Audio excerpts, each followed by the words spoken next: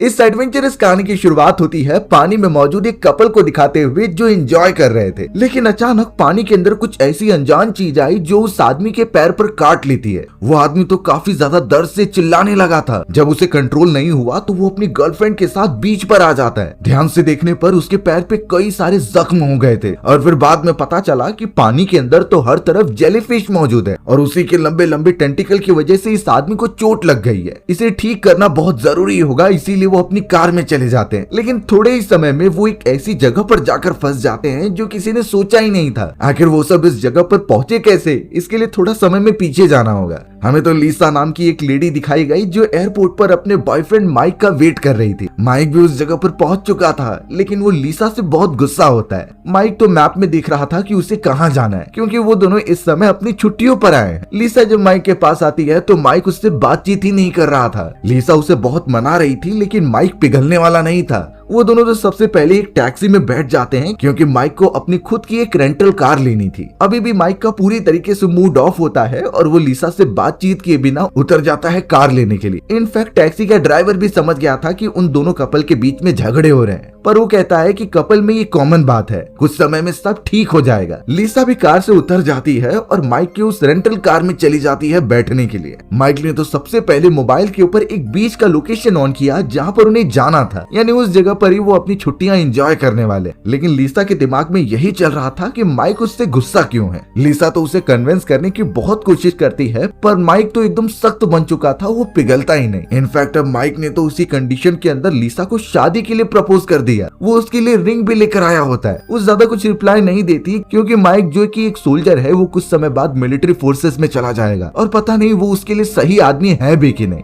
Mic को जब थोड़ा गुस्सा आता है तो उसने रिंग फेंकते हुए कार के अंदर रख दी। लीसा भी माइक की इन हरकतों से थोड़ा उदास हो गई थी, पर फिलहाल वो दोनों उस बीच पर जाने के लिए अपनी जर्नी कंटिन्यू कर देते हैं। रास्ते पर लीसा अपनी मोबाइल फोन निकालकर सारी चीजें शूट कर रही थी। इनफैक्ट वो माइक के भी चेहरे पर कैमरा लेकर आ जाती है उसका ध्यान डिस्ट्रैक्ट करने के लिए, पर माइक चिल्लाते हुए कह रहा था कि उसे कार चलाने दो। लेकिन लीसा यहाँ पर एकदम ढीठ बन चुकी थी, उसे माइक का अटेंशन चाहिए था। जैसे तैसे वो पूरे रास्ते भर माइक को परेशान करती रह गई और आखिरकार वो उस बीच के किनारे पहुंच जाते हैं। वहाँ की पूरी जगह काफी ज्यादा अट्रैक्टिव थी। लीसा तो माफी मांगते हुए सिर्फ माइक से इतना कहती है कि कुछ समय बाद तुम मिलिट्री फोर्सेस में वापस चले जाओगे, तो जितना हमारे पास समय है हमें एंजॉय करना चाहिए। माइक इन चीजों को समझ रहा था, इसीलिए फिलहाल वो एंजॉय करता है पानी में जाकर। और यही वो मोमेंट था जब उसे जेलीफिश ने काटा होता है, यानी थोड़ी ही देर में उसे पैर पर काफी गहरी चोट लगती है। तो इसीलिए लीसा और माइक वापस कार के अंदर आ गए थे। लीसा के पास जितनी फर्स्ट एड किट थी उससे वो माइक के घाव को कवर कर रही थी, पर बहुत रात होने की वजह से वो उसी कार के अंदर रुक जाते हैं। अब यहाँ माइक तो दर्द में था, लेकिन लीसा उसे बताने लगी एक ऐसी अनजान जगह के बारे में जो यहाँ से ज्यादा दूर नहीं है। यानी वो एक डेजर्टेड एरिया है जो काफी फेमस था मूवीज और कई सारी सिनेमैटिक सीन्स के लिए। उस जगह का नाम आउटबैक है और लीसा का मन था उस जगह जाने का, पर माइक उसे मना करता है ये कहकर कि उसका पूरा प्लान बेकार हो जाएगा और हमें ऐसी जगह नहीं जाना चाहिए जिसके बारे में हम ज्यादा न जानते हो। लेकिन लीसा उस समय काफी ज्यादा जिद करने लगी थी। उसने कहा कि उसे जाना है और हर एक चीजें एक्सपीरियंस करनी है कि कैसे लोग बिना रिसोर्सेज के वहां रहते हैं। बेचारा माइक एकदम बेबस हो चुका था और उसे अब लीसा की बात माननी ही पड़ती है, पर उन्हें नहीं अंदाजा कि ये उन दोनों की सबसे बड़ी गलती होने वाली थी।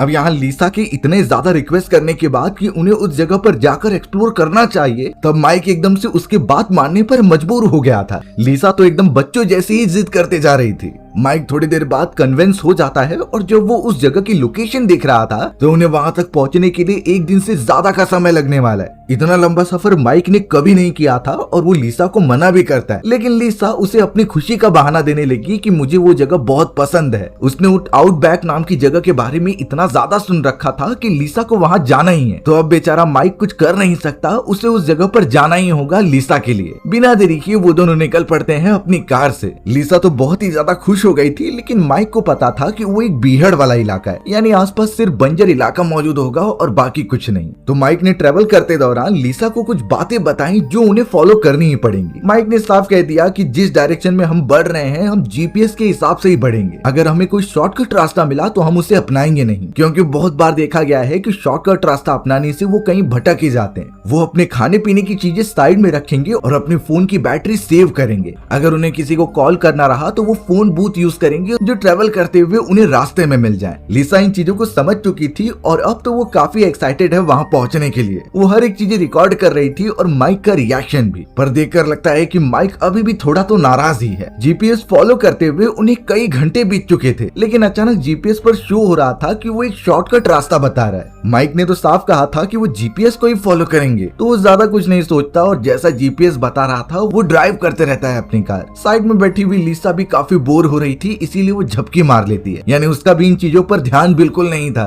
कई देर तक ट्रैवल करते हुए आखिरकार रात हो गई। रात के समय ट्रैवल करना अच्छा नहीं होता, इसीलिए वो पास ही वाले एक मोटेल में चले जाते हैं। उस जगह पर रात गुजारने के बाद अभी भी आधा दिन का समय बचा था, जिससे कि वो डेजर्टेड वाली एरिया तक पहुंचेंगे। माइक को गुस्सा तो आ रहा था, लेकिन फिर भी वो ट्रैवल करते रहता है। लिसा ने बताया कि उस जगह पर मोबाइल सिग्नल बिल्कुल भी काम नहीं कर रहा है, और ये बात माइक को तो पहले से ही पता थी, इसीलिए वो ज्यादा ध्यान नहीं देता और आगे चलता रहता है। जीपीएस भी कुछ अजीब तरीके से रिएक्ट कर रहा था, जैसे कि उसमें कुछ खराबी आ गई हो। वो कुछ अलग ही डायरेक्शन बताता है जिसमें वो चलते जाते हैं, और अब उनके सामने एक ऐसा डेड एंड आया जिसमें जीपीएस कह रहा था कि तुम्हें यू टर्न लेना होगा, यानी उन्हें वापस उसी रास्ते से पीछे जाना है। अब ये चीजें जब लिसा और माइक नोटिस करते हैं तो वो समझ नहीं पाते, अगर ये रास्ता गलत था तो जीपीएस उन्हें यहाँ क्यों लेकर आ गया। माइक यू टर्न तो ले लेता है, लेकिन अपनी कार रोककर अच्छी तरीके से चेक करने लगता है। माइक थोड़ा सा परेशान लग रहा था, लेकिन इसी मोमेंट पर लिसा कहती है कि हमें वापस चल देना चाहिए। माइक गुस्सा हो गया, क्योंकि इतना लंबा ट्रेवल करके वो यहाँ पर आए हैं, तो वापस जाना बिल्कुल भी सेंस नहीं बनता। इसलिए जो रास्ता उसके हिसाब से ठीक लग रहा था वो आगे बढ़ने लगा,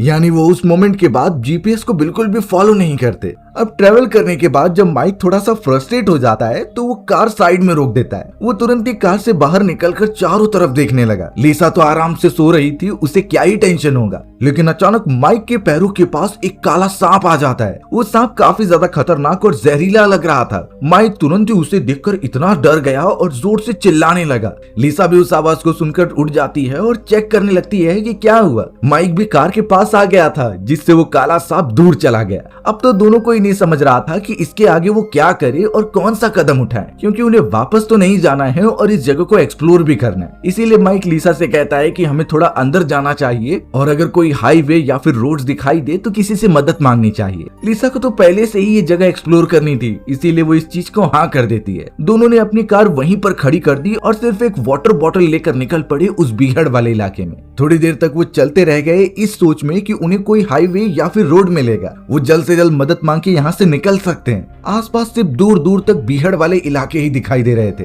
उन्हें तो कुछ घंटे बीत जाते हैं ऐसे ही ट्रेवल करते हुए, और बाद में पता चला कि दिन ढलने लगा है, चारों तरफ अंधेरा हो जाता है। इसीलिए वो वापस अपनी कार की तरफ आते हैं, लेकिन बदकिस्मती की बात ये थी कि अब उन्हें अपनी कार भी नहीं मिल रही होती। एक्चुअल में वो अपना रास्ता भटक गए होते हैं और इतने अंधेरे में उन्हें कुछ समझ भी नहीं रहा था। माइक भी अब थोड़ा टेंशन में होता है और उसी टेंशन की वजह से उसके पैर में लगी हुई चोट काफी दर्द देने लगी, यानी वही वाला इलाका जहाँ उस जेलीफिश ने उसे काटा था। सबसे पहले तो वो एक जगह पर बैठते हैं और लिसा माइक का ख्याल रखती है। वो उसे पानी पिलाती है और बोलती है कि सब ठीक हो जाएगा। उनके पास तो खाने पीने की चीजें भी नहीं होती और अब उनकी कार भी नहीं मिल रही है, यानी अब उन्हें पूरी रात इस खतरनाक बीहड़ वाली जगह पर खुले में बितानी होगी। ये कितना खतरनाक हो सकता है हमने अभी अभी देखा, क्योंकि स्नेक, स्कॉर्पियन और कई सारे जहरीले इंसेक्ट और जानवर उनके पास आ सकते थे, पर अब शायद उनके पास कोई भी ऑप्शन ही नहीं है। जैसे जैसे रात होती जा रही थी, आसपास के इलाके का टेम्परेचर बहुत कम हो जाता है। उनके पास तो खुद को गर्म रखने के लिए जैकेट्स भी नहीं मौजूद थे। लिसा और माइक एक दूसरे की तरफ देखते हुए समझ चुके थे कि वो फंस गए हैं, पर अब वो दोनों एक दूसरे को पकड़कर वहीं पर सो जाते हैं। जैसे जैसे समय बीतता चला गया और अब सुबह हो जाती है, अचानक माइक नोटिस करता है कि उसके पैर पर दर्द देने लगा है। जैसे ही वो अपना पैंट हटाता है तो पता चला उसका घाव सड़ने लगा है। वो पहले से और भी बदतर बन चुका है और अगर उसका इलाज नहीं किया गया तो काफी प्रॉब्लम हो सकती है, यानी उन्हें यहाँ से बाहर निकलने का रास्ता जल्दी ढूंढना होगा। माइक बहुत कोशिश करता है और लंगड़ाते हुए आगे बढ़ते रहता है लिसा के साथ। उन्हें लग रहा था कि अगर वो ऊंचाई वाली जगह पर चले जाएंगे तो किसी न किसी की मदद ले ही लेंगे, पर वो बीहड़ वाला इलाका इतना दूर तक फैला हुआ था कि कोई इमेजिन नहीं कर सकता। दोनों के चेहरे पर निराशा साफ दिखाई दे रही थी और अब तो लिसा को भी लगता है कि यहाँ आकर उन्होंने गलती कर दी। उसकी एक जिद ने उन दोनों की लाइफ खतरे में डाल दी है। एटलीस्ट उन्हें अपनी कार मिल जाती तो वो उसके अंदर जाकर बैठ सकते थे, लेकिन कार की भी डायरेक्शन उन्हें कंफर्म नहीं हो पा रही थी। समय के साथ साथ माइक की भी तबीयत खराब होते जाती है और अब तो दोनों एक जगह पर बैठ गए थे क्योंकि वापस से रात होने लगी थी। इस मोमेंट पर लीसा माइक से पूछती है कि क्या तुम अभी भी मुझसे शादी करोगे। माइक ने उसका हाथ पकड़ते हुए कहा कि वो उससे शादी करेगा क्योंकि वो बहुत ज्यादा प्यार करता है। लीसा भी इस बात पर मंजूरी जताती है और दोनों एक दूसरे को पकड़कर वहीं सो जाते हैं। टेम्परेचर तो अब और भी ज्यादा कम होने लगा था जो उनकी बॉडी पर साफ दिखाई देता है। अब पता चला कि उसी रात सोते समय एक छोटा सा बिच्छू लीसा की बॉडी पर चढ़ रहा है। वो धीरे धीरे उसके कपड़ों के अंदर घुसने लगा और किसी को पता भी नहीं चलता। पूरी रात ऐसे ही गुजर जाती है और जब माइक सुबह उठ रहा था तो उसका घाव अभी भी दर्द देता है। लेकिन वहीं दूसरी तरफ जब वो अपनी गर्लफ्रेंड लीसा को उठा रहा था तो वो उठती ही नहीं। उसकी बॉडी एकदम हिलाने पर भी वो एकदम बेहोश जैसी लगती है। फिर बाद में पता चला कि रात के समय उस स्कॉर्पियन ने लीसा को काट लिया था। इस वजह से उसकी बॉडी में जहर है और वो बेहोश हो गई है। माइक एकदम से घबरा गया और तुरंत ही अपनी गर्लफ्रेंड को उठाने की कोशिश करता है, पर ऑब्वियसली उसका कोई भी रिस्पांस नहीं था। वो तो अनकॉन्शियसली पड़ी हुई थी। माइक को जब कुछ समझता नहीं तो वो लीसा को अपने ऊपर उठाता है और लगातार कुछ मदद के लिए आगे लेकर जाने लगता है। लेकिन अगर कभी हम ऐसी कंडीशन में फंस जाएं जहां डेजर्टेड वाली एरिया में हमें बिच्छू ने काट लिया हो तो पैनिकिंग मोड में आखिरकार हम उस समय में क्या करेंगे। सबसे पहले हमें एक बात जान लेनी है कि सांप की तरह स्कॉर्पियंस का जहर उतना ज्यादा खतरनाक नहीं होता। स्कॉर्पियन के बाइट करने पर अगर उसका जहर हमारे बॉडी में जाता है तो वो एरिया ज्यादा से ज्यादा सूज जाता था या फिर हम बेहोश हो जाते थे। पर अगर सही प्रिकॉशन नहीं लिए गए तो जान भी जा सकती है। एक्सपर्ट्स का मानना यह है कि स्कॉर्पियन जब अपना डंक मारता है तो वो ज्यादा गहराई में नहीं जाता, वो जहर आपके स्किन के आसपास ही रहेगा। तो सबसे पहली चीज करनी है कि जो भी आपके पास पानी बचा हुआ है उससे वो घाव साफ कर दीजिए। होगा ये कि ऊपर जो जहर लगा होगा वो साफ हो जाएगा और जो अंदर चला गया है वो डाइल्यूट हो जाएगा। जितना हो सके उस घाव को अच्छी तरीके से क्लीन रखिए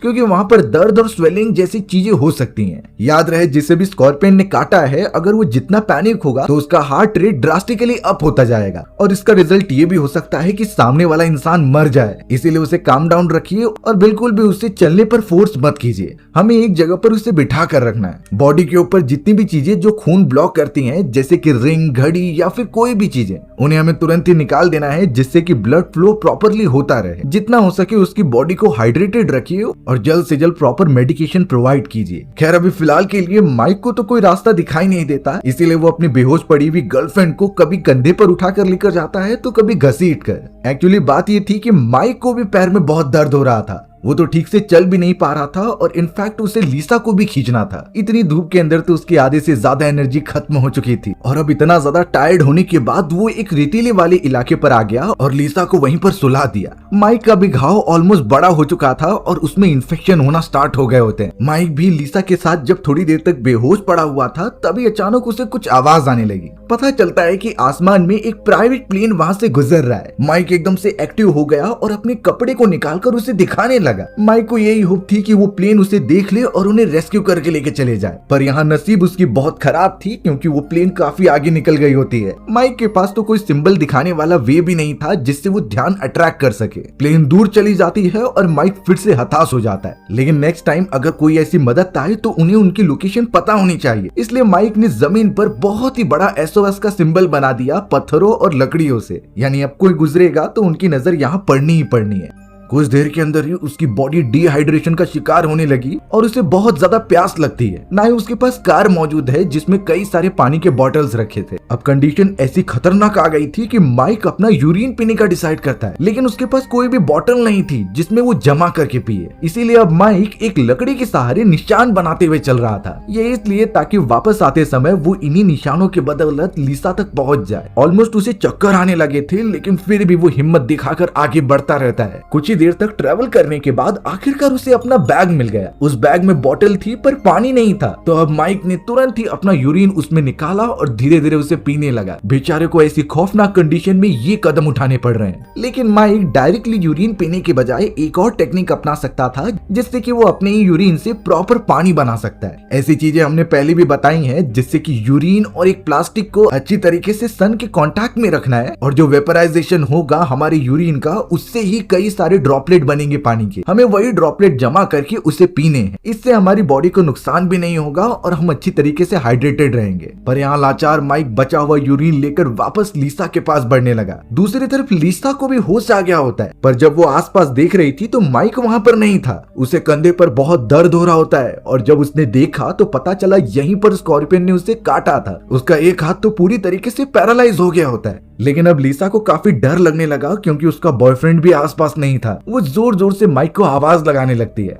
लिसा इतना ज्यादा डर गई थी कि उससे कई सारे जानवरों की आवाजें सुनाई देती हैं। अब उसे लग रहा था कि उसके बॉयफ्रेंड को इन्हीं जानवरों ने मार दिया होगा, तो वो डर के मारे वहां से भागने लगी। उसमें हिम्मत बिल्कुल नहीं बची थी, लेकिन अपनी जान की परवाह होती है तो वो आगे बढ़ते चली गई। माइक भी जमीन पर बनाए गए लकीरों को फॉलो करते हुए आगे बढ़ रहा था। लेकिन जब रात के समय वो उस स्पॉट पर पहुंचा जहां वो लिसा को छोड़ कर गया था, तो पता चलता है कि लिसा वहां पर है ही नहीं। अब तो वो और टेंशन में आ गया और लिसा को जोर जोर से चिल्लाने लगा। अंधकार चारों तरफ छाया हुआ था और कुछ उन्हें दिखाई नहीं देता। अचानक अब उसे लिसा की भी आवाज सुनाई दी जो उसे रिप्लाई बैक करती है, पर वो किस लोकेशन पे है दोनों को खुद ही नहीं पता चल रहा था। इस मोमेंट पर दोनों को रियलाइजेशन होता है कि दोनों एक दूसरे के लिए कितने इंपॉर्टेंट हैं। कई देर तक कोशिश करने के बाद जब कुछ नहीं हुआ तो वो पूरी रात उसी खुले में बिता देते हैं अकेले। अब जैसे तैसे सुबह हो गई और दोनों की हालत तो बहुत खराब थी। बिना खाना पानी के उन्होंने 2 डेज यहाँ पर बिता दिए थे। माइक और लिसा अभी भी एक दूसरे की लोकेशन पता नहीं कर पा रहे थे और लगातार रात होते जा रही थी, यानी उन्हें फिर अकेले वहां पर रहना होगा। सुबह होने पर लिसा की भी हालत एकदम खराब थी और उसके होठ एकदम सूख गए होते हैं। बिना पानी और खाने की उसकी बॉडी डिहाइड्रेशन के साथ साथ काफी कमजोर भी हो गई। वहीं दूसरी तरफ माइक भी लिसा को ढूंढ रहा था, पर लगता है कि वो उससे काफी दूर आ चुका है। उसके पैर का जख्म शायद और भी ज्यादा बढ़ चुका है, इसलिए उसे चलने में भी प्रॉब्लम हो रही थी।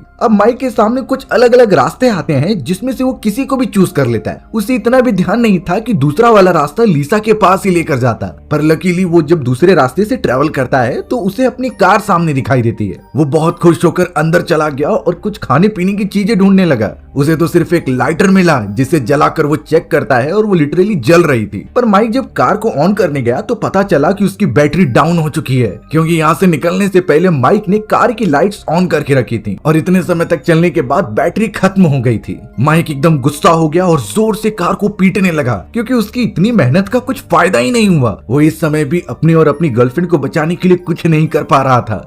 माइक अब काफी फ्रस्ट्रेटेड वे में बाहर निकलता है और अपनी गाड़ी के बोनट को ऑन करता है। गाड़ी के अंदर जो पानी रखा हुआ था इंजन को ठंडा करने के लिए, लिटरली अब उसने वो पीना स्टार्ट कर दिया। ये नॉर्मल पानी नहीं होता, बल्कि इसके अंदर कई फ्यूल मिले होते हैं, यानी इसे पीना बहुत हानिकारक हो सकता है। पर फिर भी माइक ने वो पानी पीना स्टार्ट कर दिया। उसका टेस्ट भी अजीब था और पेट में जाकर रिएक्शन करता है, लेकिन उसके दिमाग में था कि पानी पीने से एटलीस्ट उसका यूरिन बनेगा और वो यही यूरिन अपनी गर्लफ्रेंड को दे सकता है ताकि वो हाइड्रेटेड रहे। जैसे तैसे उसने अपने पानी से पेट भरा और आगे निकल गया वापस लिसा को ढूंढने के लिए। लिसा भी बेचारी काफी ज्यादा अकेली हो गई थी। जैसे ही रात होने लगी तब जाकर लिसा नोटिस करती है कि उसके मोबाइल में थोड़ी सी बैटरी बची है, इसीलिए उसने माइक के लिए थोड़ा वीडियो रिकॉर्ड कर दिया। वो कह रही थी कि वो उससे बहुत ज्यादा प्यार करती है, लेकिन उसके एक डिसीजन ने सब बदल कर रख दिया। पूरी तरीके से रात हो चुकी थी और माइक के पास जो लाइटर होता है उससे वो थोड़ा आग जलाता है, ये इसलिए ताकि कम टेम्परेचर में उसकी बॉडी गर्म रहे। सुबह होने पर लिसा, जिसे बहुत ज्यादा प्यास लगी होती है, वो तो कई सारे सूखे प्लांट्स को खा रही थी ताकि उसका पेट भरे, लेकिन इससे कुछ होने वाला नहीं है। अब थोड़ी देर तक वो चलने का डिसाइड करती है ताकि माइक को ढूंढ ले। जैसे तैसे वो आगे बढ़ी, पर यहाँ थक हार कर वो नीचे ही गिर जाती है। लेकिन तभी उसे जमीन पर कुछ लकीरें दिखाई दी और ये वही लकीरें थी जिसे कि माइक ने जाते समय लकड़ियों से बनाई होती हैं। लिसा ये चीजें समझ गई, इसीलिए वो लकीरों का पीछा करते हुए आगे बढ़ती है। कई देर तक ट्रेवल करने के बाद आखिरकार एंड पॉइंट पर आने के बाद उसे माइक मिल गया जो गिरा पड़ा हुआ था। उसके बॉडी में कुछ रिएक्शन नहीं हो रहा था, इसीलिए लिसा उसे जाकर जगाती है। वो बहुत खुश थी कि एटलीस्ट वो दोनों मिल गए, पर यहाँ माइक की हालत इतनी खराब थी कि वो बोल भी नहीं पा रहा था। लिसा जैसे तैसे उसे जगाती है और उसे अपने गले से लगा लेती है। माइक के हाथ में वो बोतल थी जिसमें कि यूरिन मौजूद था, इसलिए वो लिसा से कह देता है कि तुम ये पी लो। लिसा इसके लिए मना कर रही थी, लेकिन ये मैंडेटरी है जिंदा रहने के लिए। माइक उसे फोर्सफुली कह रहा था कि तुम्हें ये पीना ही पड़ेगा, तब तुम जिंदा रह पाओगी। पर लिसा फिलहाल माइक की देखरेख करती है और पता चला कि माइक के मुंह से खून निकल रहा है। लिसा काफी ज्यादा शॉक हो गई थी इस बात से। माइक को झटके भी लग रहे थे और ये ऑब्वियसली फ्यूल वाला पानी पीने की वजह से होता है। लिसा तो जोर जोर से रोने लगी और माइक से सिर्फ इतना कहती है कि हमें बचना होगा और हम इसके बाद निकलकर शादी कर लेंगे। पर माइक को सच्चाई पता थी। वो लिसा को कह देता है कि तुम लाइन का पीछा करते हुए गाड़ी के पास पहुंचो और वहां से निकल जाओ, यही हम दोनों के लिए अच्छा होगा। पर वो माइक को छोड़कर नहीं जाना चाहती थी। कई देर तक माइक तड़पता रहा और एक मोमेंट ऐसा आता है जब उसने लिसा की बाहों में अपनी जान छोड़ दी। लिसा ये रियलिटी एक्सेप्ट नहीं कर पा रही थी और और जोर जोर से रोने लगती है क्योंकि वो जिससे इतना प्यार करती थी आखिर वो मर गया उसके ही हाथों में। माइक की डेड बॉडी पकड़े हुए वो उसी जगह पर बैठी रहती, पर एट द एंड उसे डिसीजन लेना ही था, इसीलिए वो उठकर चलने लगी। लिसा ने तो माइक द्वारा इकट्ठा किया गया वो पानी भी पीना स्टार्ट कर दिया ताकि उसकी बॉडी हाइड्रेटेड रहे। तड़कती हुई धूप में आगे बढ़ते हुए वो आखिरकार उस कार के पास पहुंच गई। लिसा के हाथ में तो माइक की वो अंगूठी भी मौजूद थी जिसे वो देखकर अपने पलों को याद करती है जो उसने माइक के साथ बिताए। उसे तो बहुत ज्यादा माइक की याद आ रही थी, लेकिन वो कुछ आगे कर पाती इससे पहले उस जगह पर एक खतरनाक सांप आ गया। वो धीरे धीरे लिसा की बॉडी के ऊपर चढ़ने लगा और लिसा एकदम स्टिल बैठी हुई थी क्योंकि उसे पता है कि अगर वो जरा भी हिली तो ये सांप उसे काटकर मार देगा। सांप धीरे धीरे उसकी बॉडी पर लपेटने लगा और उसके गले के पास भी आता है। अभी भी लिसा एक अच्छे मौके की तलाश कर रही थी कि कब वो साइड में हट जाए, और जैसे ही वो स्नेक थोड़ा पीछे की तरफ जाता है तभी लिसा गाड़ी से उतरकर उस दरवाजे को बंद कर देती है। लिटरली अब उसके पास जीने की कोई वजह ही नहीं, सब कुछ खत्म हो चुका था और उसका पार्टनर भी मर गया होता है। देखते ही देखते रात हो गई और अब लिसा अपने मोबाइल में कई सारी वीडियोस देखती है जो वो यहाँ पर आने से पहले माइक के साथ बना रही थी। हर एक मोमेंट वो रिलेट कर पाती है और यही सोचती है कि काश वो यहाँ नहीं आए होते। अगर वो माइक की बात मानती और बीच पर ही रहती तो काफी ज्यादा मजे आते, पर अब लगता है कि लिसा की भी जान खत्म होने वाली है। बेचारी लिसा अब यहाँ इतनी अनकॉन्शियस हो गई कि उसे कुछ समझ ही नहीं रहा था। पूरी रात वो उसी तरीके से लेटे हुए बिता देती है, पर अचानक अगले दिन हमें दिखाया गया कि कोई लिसा के पास आ रहा है और उसे पानी पिला रहा है। लिसा ने जब अपनी आंखें खोली तो वो देख पा रही थी माइक को जो जिंदा हो चुका है, लेकिन ये उसकी सिर्फ इमेजिनेशन थी। एक्चुअल में वहाँ पर एक ऑफिसर होती है जो कि उस SOS सिग्नल को देखकर यहाँ आ गई होती है, जो कि उस SOS सिग्नल को देखकर यहाँ आ गई मदद के लिए। जैसे तैसे उसने लिसा को हाइड्रेटेड किया और अपनी गाड़ी में बिठा लिया, यानी माइक ने जो अपनी कुर्बानी दी उससे लिसा की जान बच गई। ऑफिसर्स को माइक की डेड बॉडी भी मिलती है और वो उसे भी रिकवर करके उनकी फैमिली के पास भेज देते हैं। फाइनली यहाँ लिसा की जान बच गई और वो वापस से अपनी लाइफ में लौट गई थी। भले ही वो अपनी आगे की जिंदगी अकेले बिताएगी, लेकिन माइक की यादें हमेशा उसके साथ रहेंगी। हमारी भी कहानी ऐसी यहीं पर खत्म हो जाती है। सो अगर आपको मेरा नरेशन 1% भी अच्छा लगा होगा ना तो वीडियो को लाइक एंड चैनल को सब्सक्राइब जरूर कर देना। मिलते हैं इसी तरीके की मजेदार वीडियोस में, तब तक के लिए बाय बाय।